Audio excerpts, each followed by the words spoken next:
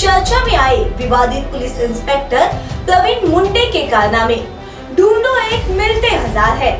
API होते हुए भी इन्हें कैसे मिलता रहा बड़े बड़े थानों का चार्ज, जहां कभी किया करते थे सीनियर पुलिस इंस्पेक्टर लेवल के अधिकारी काम। बड़े बड़ों का पत्ता कट कर प्रवीण मुंडे कैसे बनते हैं थाने के थानेदार। समुद्रपुर से लेकर कलमेश्वर और खापर खेड़ा जैसे क्राइम कैपिटल के लिए चर्चित थानों की कैसे मिल रही है इनको थानेदारी। दागदार होने के बावजूद इन्हें मलाईदार थाने का थानेदार बना दिया जाता है। आखिर किसकी है इन पर छत्र छाया?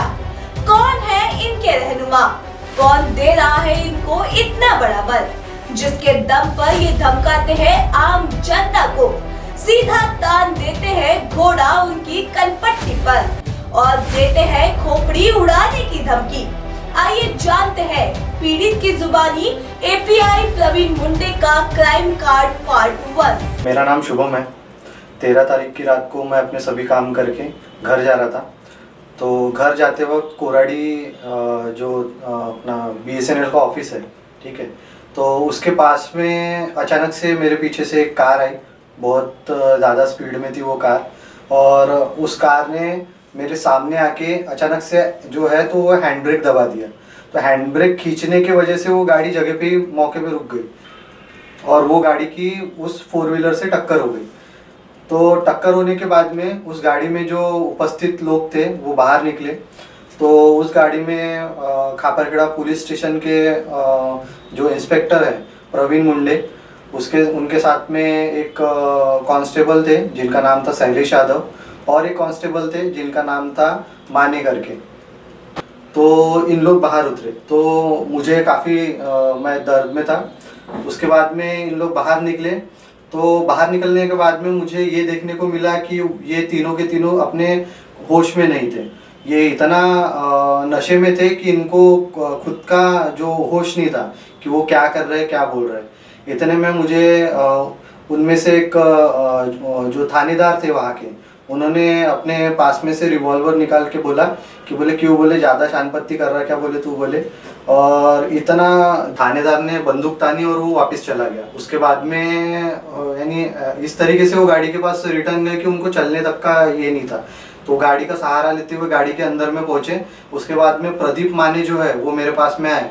उन्होंने मुझे बोला कि बोले अबे तेरे को समझता नहीं है कि ज़्यादा जवानी चाहिए क्या तुझमें, बोले हमारे थानेदार पागल है, बोले गोली मार देंगे, बोले तेरे को, बोले यहीं पे, बोले। लेकिन उसके बाद में जो भीड़ थी, तो भीड़ आने के बाद में उनका थोड़ा जो रवैया था वो चेंज हुआ।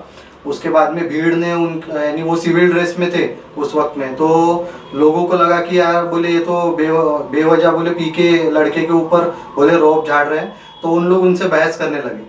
तो उस बहस को देखते हुए फिर से जो PI थे तो वो बाहर निकले और उन्होंने उन लोगों के ऊपर भी गन तानी। उसके बाद में इन लोगों ने जो कोराड़ी पुलिस स्टेशन है, तो उनकी जो गाड़ी थी जो राउंड पे रहती है, ठीक है, उनको इस बात का पता चला। वो मौके पे पहुंचे। मौके पे पहुंचने के बाद में इन लोगों ने मुझे उनके गाड़ी में बिठाया कोराड़ी पुलिस स्टेशन के, और मुझे वहां से भेज दिया कि ये गाड़ी जो है वो कहीं और पे लगा के इसको खड़े कर दो करके। उसके बाद में मेरे घर पे फ़ोन किया गया। मेरे घर पे फ़ोन करने के बाद में मेरे भाइयों को पता चला इस बारे में, उनको बताया गया। फिर जब मेरे भाई वहाँ पे मौका स्थल पे पहुँचे तो मेरे भाइयों से भी अच्छे तरीके से बात नहीं की गई। उनको भी रौब दिखाया गया कि हम पुलिस वाले, ऐसा है, ये है, वो है। फिर मेरे भाइयों ने सिर्फ इतना पूछा कि मेरा भाई कहाँ है। तो उन्होंने बताया कि तू देख ले अपने भाइयों को, तेरा भाई वो वहाँ पे गाड़ी में बैठा हुआ है करके। तो उसके बाद में मेरे पास में मेरा भाई आया। मेरे भाई ने बोला कि बोले अभी इसको हॉस्पिटल लेके जाना पड़ेगा। तो कोराड़ी का जो स्थित हॉस्पिटल है, सरकारी हॉस्पिटल, तो वो मुझे वहाँ लेके जाने के लिए रेडी हुआ। तो मेरे साथ में जो दूसरा कोई व्यक्ति बैठने वाला था, लेकिन वहाँ पे मौजूद जो शैलेश यादव करके था, जो तीसरा पर्सन था गाड़ी में, तो वो मेरे और मेरे साथ में तो इतने में शैलेश यादव को किसी का फ़ोन आया गाड़ी पे कि बोले तुम कहाँ पे हो, किधर लेके जा रहे हो, वहाँ मत लेके जाओ, कहीं और लेके जाओ। इसके बाद फिर मेरे भाई को जो गाड़ी चला रहा था उसको शैलेश यादव जो पुलिस वाला था उसने ज़बरदस्ती किया। ज़बरदस्ती करने के बाद में हमको कोराड़ी के हॉस्पिटल न जाते हुए हमको दहगांव लेके गए। दहगांव में एक हॉस्पिटल है पुलिया के नीचे में, तो वहाँ पे इन लोगों ने मुझे एडमिट किए।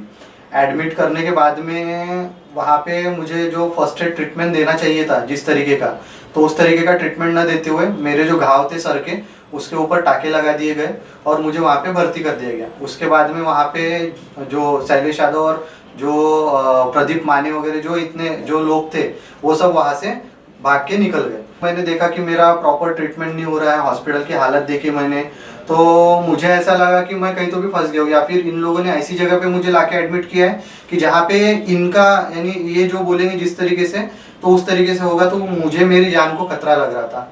तो मैंने मेरे भाई को और मेरे दोस्त को फ़ोन किया तो कि आप जल्दी आओ करके हॉस्पिटल में, मुझे यहाँ पे बराबर नहीं लग रहा है, क्योंकि मुझे जिस तरीके का ट्रीटमेंट देना चाहिए उन लोगों ने कुछ भी नहीं दिया।